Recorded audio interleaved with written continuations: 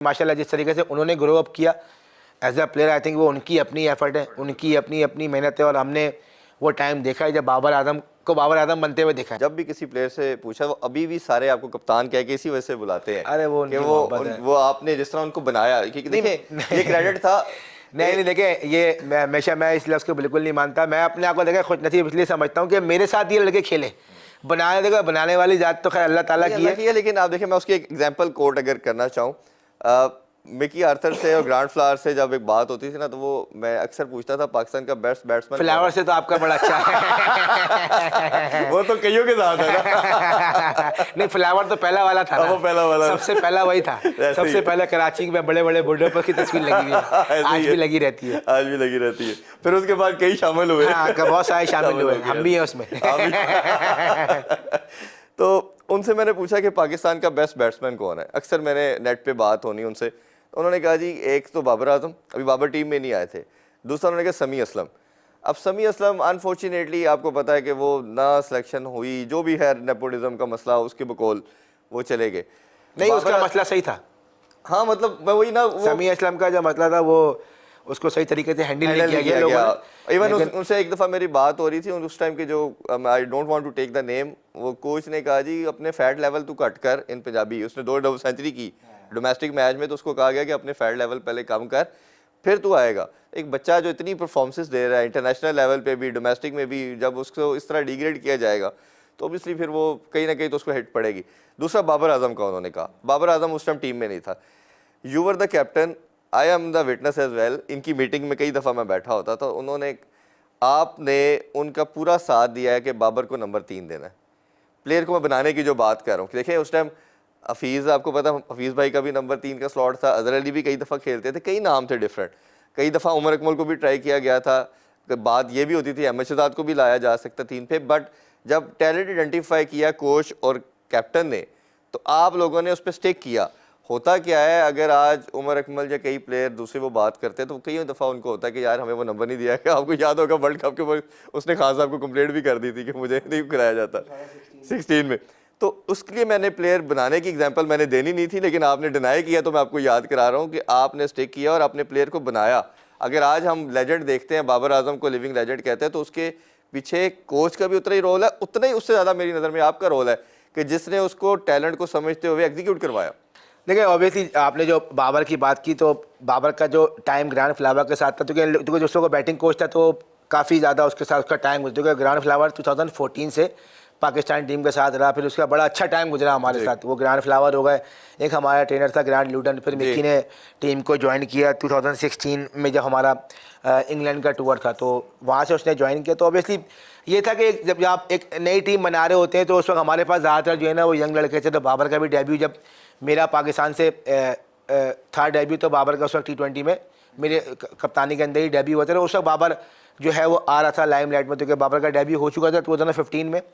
फिर वो आहिस्ता आहिस्ता आया था। तो जब आप नई टीम बना रहे हो तो आप देख रहे होते हैं कि यार लॉन्गर वर्जन में जो है आपको जो है कौन से बंदे ऐसे जाएंगे जो कि आपकी टीम को लेके चलेंगे। और बाबर का गेम भी ऐसा ही है कि वो एक ऐसा प्लेयर है जो कि गेम को लेके चलता है। तो हमारी भी यही प्लानिंग थी कि बाबर आजम जो है वो वनडे क्रिकेट में 3 नंबर पे खेले, ताकि ये टीम को लेके चले, 50 ओवर खेले और बाकी सारे जो है फिर इसके इर्द गिर्द खेले। ऑब्वियसली उस वक्त टीम में शुएब भाई भी थे, हफीज़ भाई भी थे। तो एक जो हमारा सीनियर और जूनियर का जो कॉम्बिनेशन था उसको लेके चल रहे थे। फ़खर तमान जो है ऊपर आ गए थे चैम्पियन ट्रॉफी के बाद से। तो बाबर का ये था कि उससे पहले वाली जो सीरीज़ हमारी हुई थी वेस्ट इंडीज़ की, उसी सीरीज़ में ही वो नंबर 3 आ गए थे। तो वहाँ से फिर उनको 3 लेके चले। तो फिर माशाल्लाह जिस तरीके से उन्होंने ग्रो अप किया as a player, I think वो उनकी अपनी एफर्ट है, उनकी अपनी अपनी मेहनत है। और हमने वो टाइम देखा है जब बाबर आजम को बाबर आजम बनते हुए देखा है। हम अपने आप को इसलिए खुशनसीब समझते हैं कि लोग देखते हैं कि आज माशाल्लाह उसकी कवर ड्राइव की तारीफ़ करते हैं, उसकी हर शॉट की तारीफ़ करते हैं। तो हम अपने आप को इसलिए खुशनसीब समझते हैं कि बाबर आजम जब बाबर आजम बन रहा था तो उसके उस वाले टाइम में हम उसके साथ थे। और के उसकी मेकिंग में आप लोगों का नहीं मेकिंग में नहीं, याद है कि देखे बंदे की अपनी एफर्ट भी होती है, वो उसकी अपनी एफर्ट थी। और जिस तरीके से उसने अपने आप को ग्रो अप किया और उसकी जो सही जो जहाँ से बाबर आजम जो हुआ है ऊपर चढ़ना शुरू हुआ, वो हुआ साउथ अफ्रीका टूर, जो हमने 2019 में जब वो टॉप बॉलिंग के अगेंस्ट तो वो खेल ही रहा था। लेकिन असल जो परफॉर्मेंस जो बंदा इम्प्रूव करता है जब वो टेस्ट क्रिकेट में परफॉर्म करना शुरू करता है ना टॉप बॉलिंग से अगेंस्ट टॉप जगह पे, तो वहाँ से बंदे के अंदर ना बहुत कॉन्फिडेंस आता है। जिस तरीके से वो साउथ अफ्रीका वाली सीरीज़ खेला, अगेंस्ट साउथ अफ्रीका, और बहुत मुश्किल पिचेस थी वहाँ पे, लेकिन जिस तरीके से वहाँ उसने बैटिंग करी against Dale Steyn, Rabada, Flanders, Oliver के अगेंस्ट, तो वहाँ से जो उसका कॉन्फिडेंस ग्रो अप हुआ है, तो माशाल्लाह आज पाकिस्तान का कैप्टन है और पाकिस्तान को नाम जो है वो दुनिया भर में रोशन कर रहे हैं। बिल्कुल ऐसे ही है। अच्छा, थोड़ी सी अब आगे चले तो वो हम बात चैंपियन ट्रॉफी का जिक्र ना करें, आपका इंटरव्यू हो तो वो इंटरव्यू अधूरा रहता है। उससे पहले बात करें तो हमारी क्वालिफिकेशन बड़ी मुश्किल थी, बड़ी मुश्किल से हमने श्रीलंका वगैरह को हरा के 8वें नंबर पे आए। और मुझे अच्छी तरह याद है कि जब पार्टिसिपेशन से पहले तमाम कैप्टन्स के ना छोटे छोटे इंटरव्यूज़ हुए, तो आपने कहा जी we are here for to win the champion trophy, not for the participation. तो इधर काफ़ी हेडलाइन लगी पाकिस्तान में कि ये अभी कैप्टन बना, ये क्या स्टेटमेंट दे रहा है, ये तो क्वालिफिकेशन आपकी हो नहीं रही और ये एक स्टेटमेंट दे रहा है कि हम जीतने के लिए आए हैं।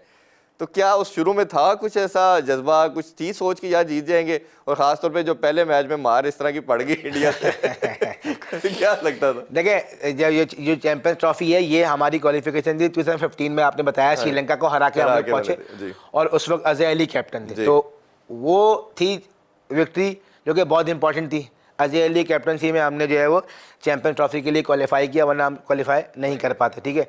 और फिर जब मैं कैप्टन बना, जो हमारी पहली सीरीज थी 2017 में, वो मेरी पहली सीरीज थी वर्ल्ड कप की क्वालिफिकेशन के लिए 2019 की, वरना वो 2019 वाली जो PSL थी वो फिर हम थोड़ी लेट इस वजह से होती है, फिर पाकिस्तान को क्वालिफिकेशन खेलनी पड़ती है जिम्बाब्वे में, जो कि अफगानिस्तान और वेस्ट इंडीज़ ने फाइनल के लिए क्वालिफाई किया। तो ये जो वर्ल्ड कप था, तो ऑब्वियसली हम 9 और 8 के थे जब हम जीते वेस्ट इंडीज से, तो हम 8 पे आ गए।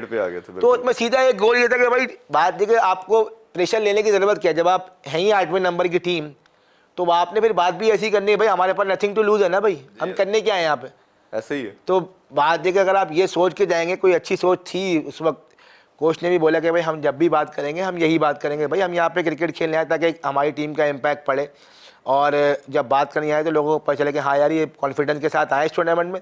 तो भाई यही था कि यार nothing to lose, we are here coming for win the champion trophy. तो वो एक बात थी, एक थॉट थी। कोई भी टीम आती है तो टाइटल जीतने के लिए आती है, कोई भी टीम आती है वो कोई भी टाइटल हारने के लिए नहीं आती। तो हमारा भी यही था कि बस आए हैं और कुछ करने के लिए आए। ऑब्वियसली पहला मैच जिस तरीके से हारे, तो वो क्योंकि पहले मैं आपको बताऊँ वाली जो इंडिया का मैच था, एज अ कैप्टन तो बहुत सारे मैच मतलब पहली सीरीज थी खेली, लेकिन एज अ प्लेयर 2-3 मैच खेले थे मैंने इंडिया के अगेंस्ट, लेकिन एज अ कैप्टन पहला मैच था। तो अगर आप मुझसे पूछेंगे कि पहले मैच में और आखिरी मैच में क्या फ़र्क था, तो वो प्रेशर का फ़र्क था। अच्छा, हाँ, प्रेशर बहुत ज़्यादा था, आइडिया नहीं था। फिर जिस तरीके से मीडिया कॉन्फ्रेंस आपको पता होती है इंडिया पाकिस्तान के मैच में, ऐसा लगता है कि आप एक सेमिनार में आए हुए, ऐसे ही है। तो बहुत सारे जो है वो क्वेश्चन आंसर वगैरह होते हैं वहाँ पे। तो वो जो एक एज अ टीम जो है ना, हम वाला मैच बहुत अंडर प्रेशर खेले। अगर आप हमारी टीम की परफॉर्मेंस भी देखें, फील्डिंग भी ख़राब, बॉलिंग भी अप टू द मार्क नहीं थी, बैटिंग भी अच्छी नहीं हुई, तो वो सारी चीज़ें कुछ अच्छा हुआ ही नहीं उस मैच में। तो जिस तरीके से बहुत मार पड़ी, फिर जिस तरीके से हमेशा सब जिक्र करते हैं कि हमारी एक बहुत अच्छी मीटिंग हुई और इसमें हमारे सीनियर प्लेयर्स, हमारी मैनेजमेंट, कैप्टन जो भी थे, उन्होंने मतलब ये होता है ना कि face to face reality talk करी कि यार क्या हम इस क्रिकेट से आगे क्रिकेट खेल सकते हैं, या चैंपियंस ट्रॉफी में, या उसके आगे अलावा क्या गलतियां हैं आपने बताया। हाँ, क्या गलतियां। तो उसमें फिर उसके बाद बहुत अच्छी बात हुई, और वो एक हम वो अच्छी पॉजिटिव वाइब्स लेके उठे, और फिर उसके बाद अल्लाह ताला ने जो टीम का हाथ पकड़ा है। बिल्कुल ऐसे ही।